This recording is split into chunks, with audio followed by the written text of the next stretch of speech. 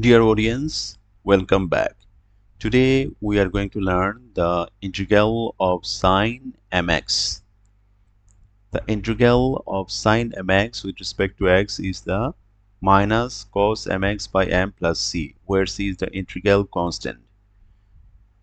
So we prove it.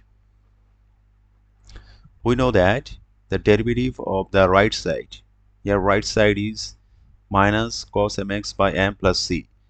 So d dx of minus cos mx by m plus c equals, in place of minus I put here minus sign, and the derivative of cos mx is the minus m sin mx, and in place of m I put it without any kind of change, and since c is the constant term, so the derivative of it will be 0. So I put nothing here for that.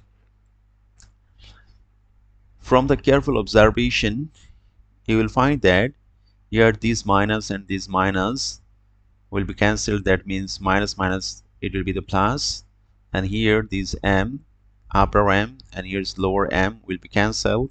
So the remaining part here sin mx. So putting the sin mx on the right side and putting the left side without any kind of change, we find d dx minus cos mx by m plus c equals sin mx. Now interchanging the left side and right side, we get sin mx equals d dx minus cos mx by m plus c. Now taking the integration to the both side, that means here integration dx and here integration dx. Okay, then the left side becomes integration sin mx dx, and here this integration dx is the antiderivative of d dx. That is why they will be cancelled. So the remaining part is here minus cos mx by m plus c. So I put it here. Dear audience, I hope that you could understand this. Now, in light of these, we are going to solve some problems. So let's have a look on the first problem. And the first problem is the integration sine 3x dx. If we compare these with this standard integral, then we'll find that the value of m is here 3. So according to the formula, we should put here minus sign, then horizontal line segment, and here sin mx becomes cos mx. So here sin 3x will become cos 3x, and in place of m, that means below the horizontal line segment, we have to put the m. M means here 3, so I put here 3, and here c is the integral constant. So I hope that you could understand it. Let's have a look on the next problem. If I compare this problem with the standard integral, we'll find that here m means minus 3.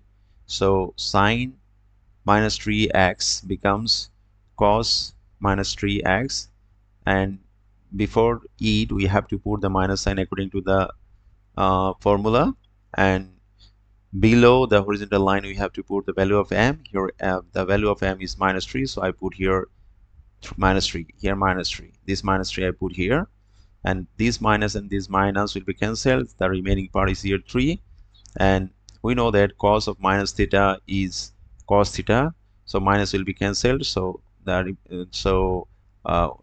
I can put here cos 3x, and here in place of plus c I put here plus c, where c is the integral constant. Dear students or audience, I hope that you can understand it. Now let's have a look on the third problem. Here m means minus 2 by 3, so according to the formula I put here minus sign, horizontal line, and sine minus 2x by 3 becomes cos minus 2x by 3, and in place of m I put here minus 2 by 3. Since here minus and this minus will be cancelled, and it's a complex fraction, so 2 by 3 becomes 3 by 2, and again you know that cos of minus theta is cos theta, so I write here cos of minus 2x by 3 is cos 2x by 3, and in place of plus c I put here plus c. That means where c is the integral constants.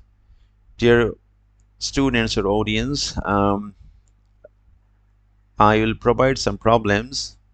I hope that you will do those problems in your home or pausing the video. You can solve instantly and write it down on the comment section. Dear audience, I hope that you could understand the today's lesson. Again, I will come along with a new video tutorial. Till then, goodbye.